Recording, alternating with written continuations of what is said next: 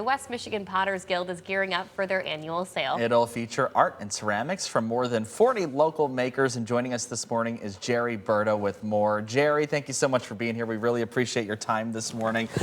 We said annual sale, but you guys do multiple sales. Yes, we do a spring and fall. Yeah, I was going to say. So first off, let's start with the Potters Guild. If we've never heard of that, what do you guys do here? Because I think this is really cool that you guys have this organization. It's a group of about 60 or 70 potters who get together, and we do workshops and other things like that, but mainly we have sales. Yeah. And we want to encourage people to come to the to our sale. Yeah, to see it. Absolutely, because you guys have some really creative designs and artworks and things that are practical and artistic of nature. That way, you know, you kind of get a little bit of both worlds, some of which you've brought in here. Yeah, tell us a little bit about this event.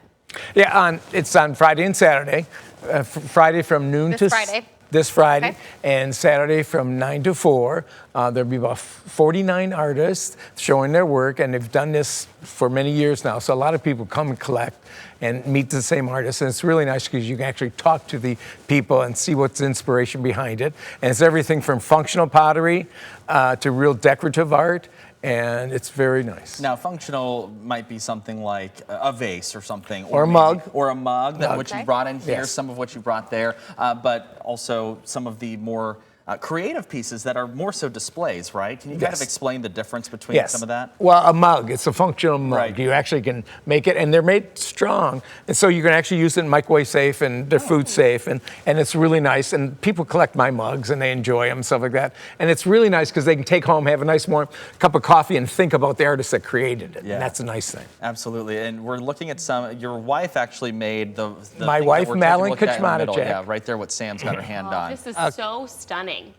We actually opened our studio 50 years ago in Rockford. We've been making art for 50 years, my wife and I. Wow. And it's very sweet that we've been supported in doing this. Yeah. Tell us about that journey together of making artwork together and then getting to sell it to the community. Right.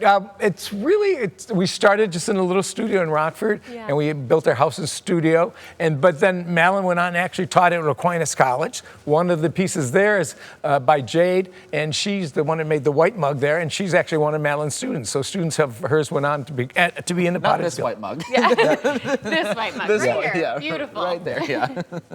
Absolutely gorgeous. What's it like to put your creativity and put your energy into a piece of work like this? It's our energy. It's just as artists, it's like, this is all we can do. Yeah. We love doing it and they're creative. But the really cool thing about ceramics is you can glaze it all up, you put it in a kiln, and it's like Christmas when it opens up. Because even when you're using the same glazes over and over again, you see these things, and it's just, there's something special that comes about it. Yeah, it's something that comes to life from your own vision in your head, and all of a sudden it's out in front of you. Can you talk about the process of creating something like that? It's a pottery artworwork. Well, I make mine, I can throw in the wheel, but I don't. I do all slab work or slip cast and modeling. Actually, that bird, it's an Art Deco feel, and that actually was 3D modeled. Wow. And then I actually took a mold off the 3D model and I slip cast it. And that's a traditional construction way. Most pieces are wheel thrown, okay? My slab mug, I roll out slabs, like there's images of Einstein on it, and put all the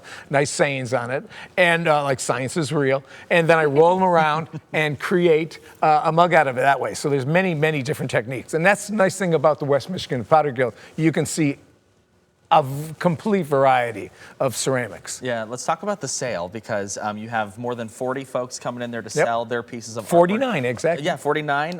Talk to me about who these people are. Are they local here? Are they coming from out of state? No, they're all from Western Michigan. Okay. Some from Kalamazoo, some from a little bit further north, mostly around Grand Rapids and the coast, over by Grand Haven, Muskegon. Yeah, very cool. And how important is it for us to support those local artists? Well, it's actually November is Sport Local Artist Month. It's really good. And so it's good because, well, it's just like us. We got to create it and support our family. And you actually inspire you inspire artists to keep going. And there's all this AI stuff and there's all this other stuff, but we actually go in our studio, we make stuff and we sell it and people collect it and take it home and hold it and it's precious. And it's encouraging the arts is really good. Yeah, it becomes using a your keepsake. own hands, your own creativity. Is there anything that we didn't touch on that you want to make sure we covered this morning?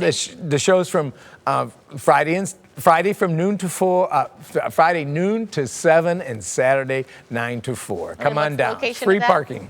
Where's it at? It's at St. Nicholas Greek Orthodox Church on East Paris. Okay. Come on by. And no tickets, right? It's completely free to go and walk there. Yep. What are the cost ranges that we're talking about here? If we want to come out there, what are artists typically selling their pieces You can for? start $10 and go up to $300 or $400 or $500 for sculptural pieces. Wow. Mugs start from $25 to $30 and go up to $40 or $50. Yeah. Can you talk about the creativity that you see, like from sale to sale? I mean, obviously you've got probably different pieces there, anywhere from a mug to something that's a little more artistic. The creativity has to be pretty wide-ranging, right? Oh yes, it definitely. Well, that's what with for 49 different artists, and we just between my wife's work and my work, the differences in works. Yeah. I mean, it really is stunning, and the level of detail That's too. exactly what I was going to say. I mean, there's little individual beads you may not be able to tell at home, just glued onto this piece, which just makes it absolutely stunning. Yeah, the little artwork, the little textures, and unique, right? You can't go to Marshall's and get this. You can't go to Target and find something like this. I mean, this is truly one of a kind pieces.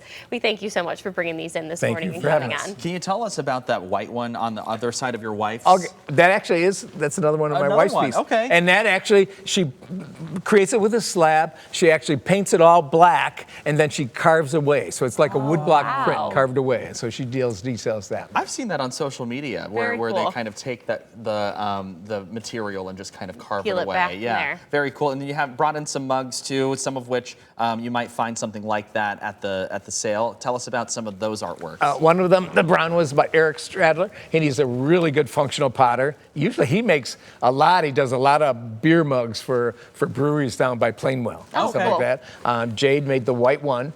And she hand carves all those little lines in it and takes her time to do that. And then mine is a slab mug, and it's made, I roll it out slabs, I put all the textures on them, and then I roll them around a cylinder, and I create a mug that way. Wow, that's so cool. Incredible. I mean, there are different ways to kind of make these pieces, and you mentioned the more I guess, builder's way in this one piece that you showed off here. What are the other ways you can create pottery? It's mostly wheel thrown is what it is. Okay. Or hand thrown, like a pinch pot, where you can just take some clay and formulate it around. And that's how the first peoples who made clay, okay? Somebody found all they had were shells, or they had some little leaf, or they had a piece of wood. Mm-hmm. Well, somebody found a little piece of clay and made the first people, and they made this little bowl, and they set it next to a fire. And eventually, in generations, clay is the first technology. Yeah. It's the first technology of all the people where they transform materials, and we're still doing that today. Yeah, wow. That's pretty cool. All right, well, let's put some information on your screen so you know exactly where to go on Friday and Saturday. Again, it's this weekend, Friday from noon to 7, Saturday from 9 in the morning to 4, there at St. Nicholas off of East Paris Avenue. Jared, we appreciate your time this morning. Thank you so much. Thanks for having me. All right, it is 8:51. We'll be back here in just a few moments.